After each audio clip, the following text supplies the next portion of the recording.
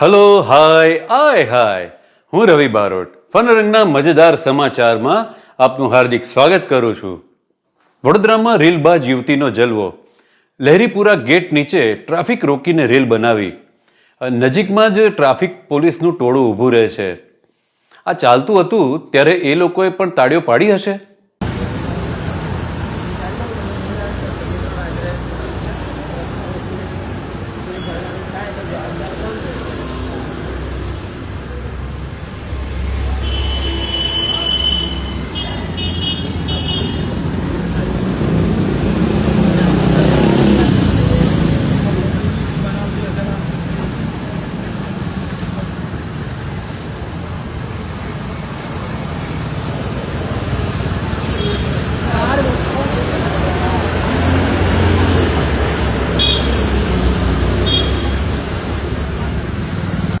ભરૂચ, દાહોદ, અમરેલી, ઝઘડિયા સહિત સંખ્યાબંધ શહેરોમાં ચૈતર વસાવાના સમર્થનમાં આપના નેતાઓએ રેલી કાઢી. અગ્રણીઓની પોલીસે અટકાયત કરી.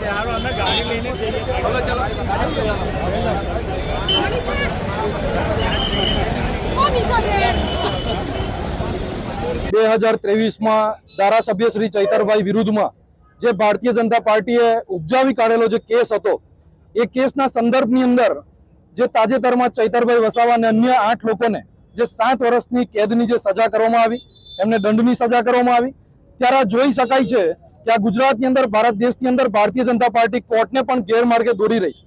કોર્ટે જે કંઈ પણ પુરાવા હતા, જે કંઈ પણ લખાણ હતું અને એફિડેવિટ હતું, એના આધારે એમને તો સજા સંભળાવી દીધી.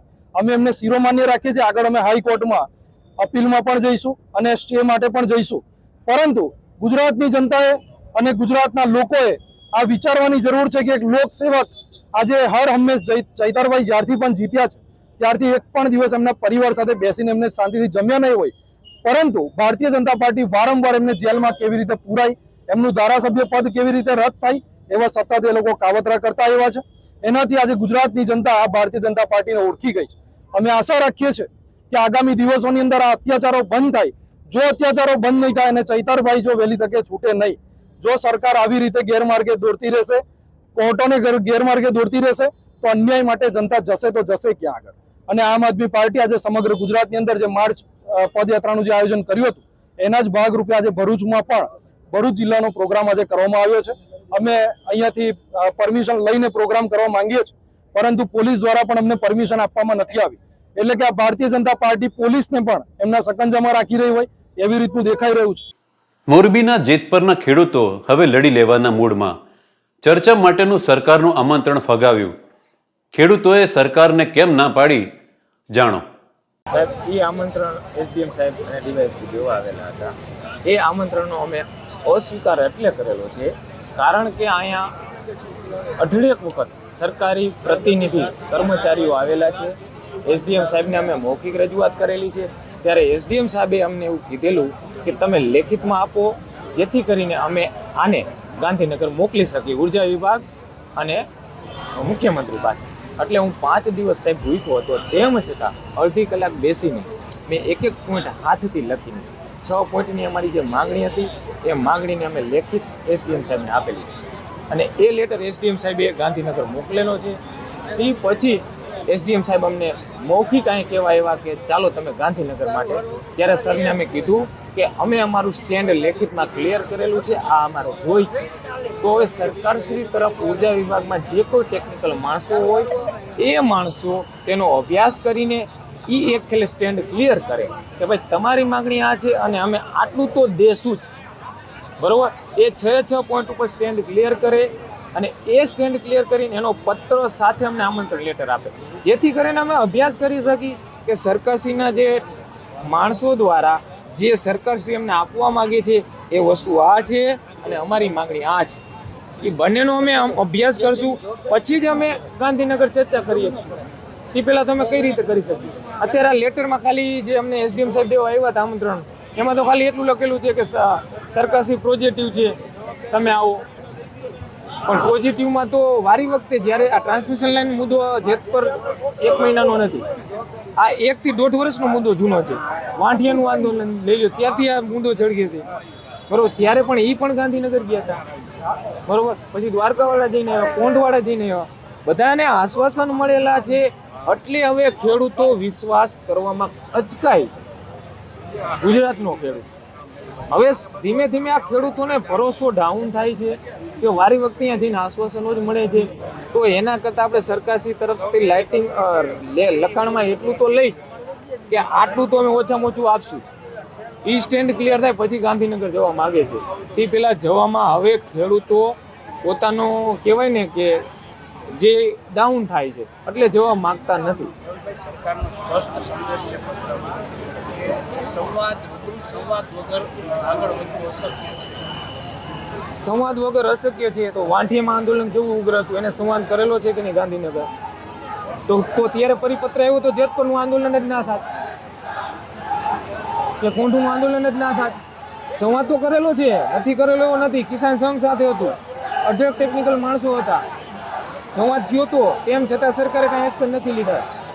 અને ત્યારે નથી લીધા ત્યારે આ પ્રશ્ન આવેલો. અને કાલવારે અમે જઈને વળી આશ્વાસન મળે ને વળી બીજે ક્યાંક નહીં થાય આંદોલન, આ નથી કરવા અમે માગતા. અહીંયાથી અમે પૂર્ણ કરવા માંગીએ છીએ. એટલે અમે સરકારને રિક્વેસ્ટ કરવા માંગીએ છીએ તમે તમારું સ્ટેન્ડ ક્લિયર કરો. બરાબર, વચ્ચેનો અમે અમારું પછી સજેશન કરશું અને વચ્ચેનો કાંઈક યોગ્ય રસ્તો નીકળશે, જેથી કરીને ભવિષ્યમાં આવે જેતપર માંડ્યા પછી આવ્યું, દ્વારકા આવ્યું કે કોંઢ આવ્યું, જેતપર આવ્યું, હવે કોઈ નોંધ.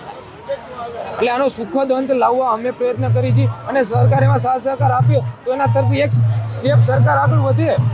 અમે લેખિતમાં રજૂઆત કરી તો સરકારે એક સ્ટેપ તો આગળ વધો કે ભાઈ આટલું તો દેશું, અમે આટલાની સૈદ્ધાંતિક મજૂરી દેશું. અમે એમ નથી કહેતા કે અમે આપ્યું 100% એની આપી દો, કે અમે માગ્યું હાલો 100% સ્વીકારશું આવો.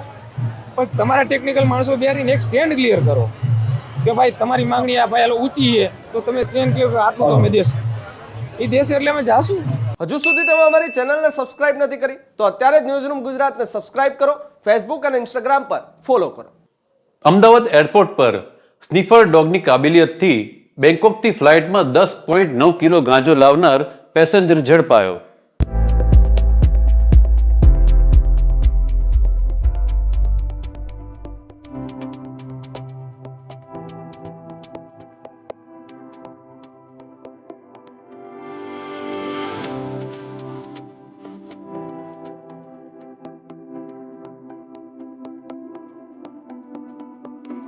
શિક્ષણ મંત્રી ધર્મેન્દ્ર પ્રધાનના રાજીનામાની માંગ સાથે સોનમ વાંગચુકના જંતર મંતર પર આમરણ ઉપવાસ શરૂ.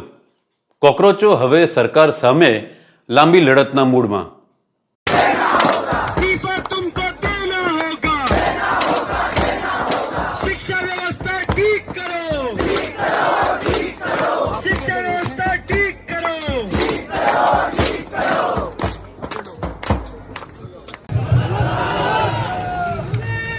नमस्कार, झूले सलाम सभी को। आप लोगों के साथ फिर जुड़कर बहुत खुशी हो रही है। मैं आप लोगों से पहले तो ये बताऊंगा कि मैं यहाँ क्यों हूँ आज आप लोगों के साथ, और उसके बाद मैं संदेश दूंगा जो इस हालत के पीड़ित हैं उनके लिए, और जो इस हालत को पैदा कर रहे हैं उनके लिए भी एक संदेश दूंगा। और उससे पहले मैं एक जोर का, पूरे जोर से आप लोगों से नारा चाहूंगा, भारत माता की, पूरे जोर से भारत माता की, भारत माता की। बहुत अच्छा, बहुत अच्छा, बहुत अच्छा। तो आप लोगों ने सुना होगा, मैंने जिनीवा से, जहां से मैं कल रात को आया था, कोई 3 बजे पहुंचा दिल्ली में, और अभी यहां हूं आप लोगों के साथ। मैंने संदेश दिया था कि अगर सरकार की तरफ से कोई जिम्मेदारी या हरकत नहीं होती है शिक्षा में जवाबदेही की, कि जैसा यहां मांग की जा रही है शिक्षा मंत्री से, उस पर कोई कार्यवाही नहीं होती है जवाबदेही की, और दूसरी तरफ शिक्षा के साथ साथ पर्यावरण का, लद्दाख के बारे में जो डायलॉग चल रहे हैं उसमें भी कोई जवाबदेही या हरकत नहीं होती, तो मजबूर होकर खुशी से नहीं, मजबूर होकर हमें लोकतंत्र में एक ही रास्ता बचता है, वो है शांतिपूर्ण प्रतिरोध करने का, वो हम करेंगे। तो आज मैं मजबूर होकर यहां बैठ रहा हूं, खुशी से नहीं मगर मजबूर होकर, पूरे तन मन धन की शक्ति से आप लोगों के साथ इन दोनों मुद्दों के समर्थन में अनशन पे बैठ रहा हूं। धन्यवाद। बहुत लोग मुझसे पूछते हैं, आप तो लद्दाख में एक आंदोलन कर रहे थे पर्यावरण और संस्कृति के संरक्षण, लोकतंत्र की बहाली के लिए, आप ये ફ્રાન્સ જર્મની સહિતના યુરોપિયન દેશોમાં આકરી ગરમી પડી રહી છે. યુરોપમાં આ વખતે ગરમીએ ઘણા રેકોર્ડ તોડી નાખ્યા છે.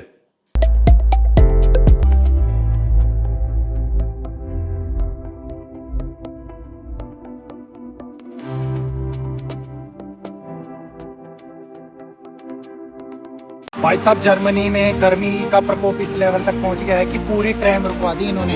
ये देख लो, ये पटरी है इनका, ये ट्रैक से है पूरा मेल्ट हो रहा है। ये देख लो पीछे तक, मतलब यार ट्रैक्स मेल्ट हो रहा है भाई। और मेरा फोन है, ये मेरे को बोला कि पहले ठंडा कर इसको फिर चार्जिंग करूंगा। अब इसको क्या फ्रिज में रखकर चार्जिंग करूंगा? मतलब डिफरेंट लेवल पे यार, इतना क्या। Schon der Einsatzwagen kommen, um die Schienen hier zu kühlen bei den heißen Temperaturen. Weil die Schienen sich sonst verformen. Oh, das habe ich auch noch nicht gesehen. Guck mal hier.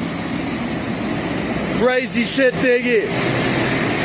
Bei den Temperaturen ist ja kein Wunder hier, bei den Backofen-Temperaturen. कैसे हो भाई लोग? तो Germany में temperature पहुंच गया 40 degree तक अभी। माँ कसम मेरे को तो गर्मी झेली नहीं जा रही है, इतनी गर्मी है। And it's been 3 to 4 days right now. मैं कम से कम 15 से 20 स्टोर घूम चुका हूँ। Berlin is capital city of Germany. मैं जर्मनी के 15 से 20 स्टोर पे घूम चुका हूँ। एक फैन नहीं मिल रहा है भाई, टेबल फैन, नॉर्मल वाला टेबल फैन रहता है ना, वो नहीं मिल रहा है। कहाँ पे भी जाओ आउट ऑफ स्टॉक बोल रहा है। माँ कसम, अगर अपने देश में ऐसे कुछ क्राइसिस आ जाता था ना, रास्ते रास्ते पे ट्रक में फैन लगा लगा के बेचते थे लोग। I really love my country. अपना देश सबसे बेहतर है, believe me, I love India. So this road here is so hot, it's literally melting. Like you put your foot in it and it sticks. But look.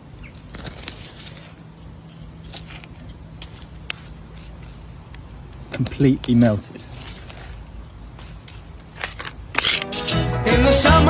પેરિસના Eiffel tower પર વીજળી પડતા અદ્ભુત નજારો જોવા મળ્યો. હાલ આ ઘટનાનો વિડીયો વાયરલ થઈ રહ્યો છે.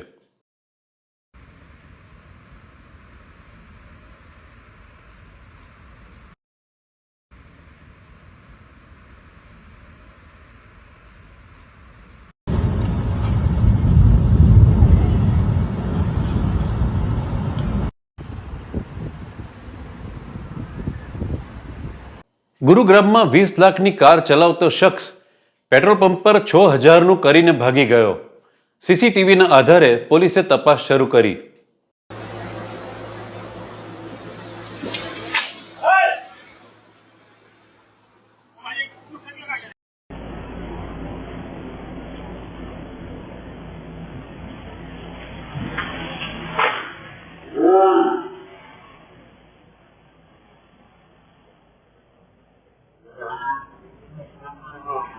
તો જોતા રહો ફન રંગ ન્યૂઝના મજેદાર સમાચાર. હું રવિ બારોટ, તમારો યાર.